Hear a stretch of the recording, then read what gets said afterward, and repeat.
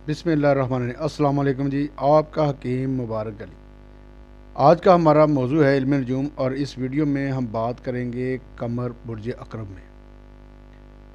शुरू करते हैं अल्लाह के बाबरकत नाम से जो बड़ा मेहरबान नहायत रहम वाला है और हर इल्म का मालिक है। सिलसिला शुरू है जी। पैदाइशी ज़ायचा में कवाकब की मौजूदगी क्या असर रखती है, और हम इस पर बात कर रहे हैं कि कमर दर बुर्ज अकरब में क्या असर रखता है। ऐसे अफराद का कद तकरीबन छोटा होगा, बाल घुंघराले, जिस्म मजबूत होगा। इस तरह के अफराद में काफ़ी अच्छी खूबियाँ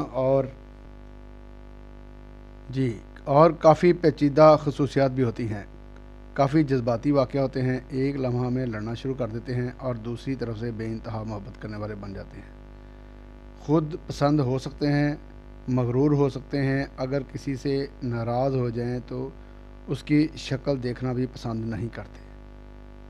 पुरकशिश शख्सियत के मालिक होते हैं, बहुत कम वक्त में लोगों को अपनी तरफ मतवज्जा कर देते हैं, यानी कि मकनातीसी शख्सियत के मालिक होते हैं।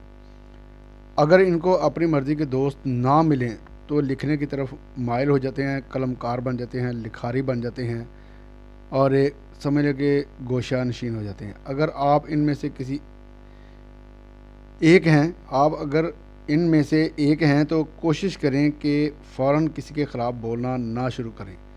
अपनी ये आदत छोड़ दें, इसकी वजह से आपके दोस्त कम बनते हैं।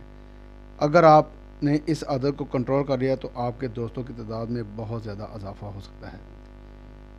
इनके दोस्तों को भी ख्याल करना होगा कि इनका दिल किसी बात पर ना तोड़ें, क्योंकि ये बहुत ज़्यादा हसास दिल के मालिक होते हैं।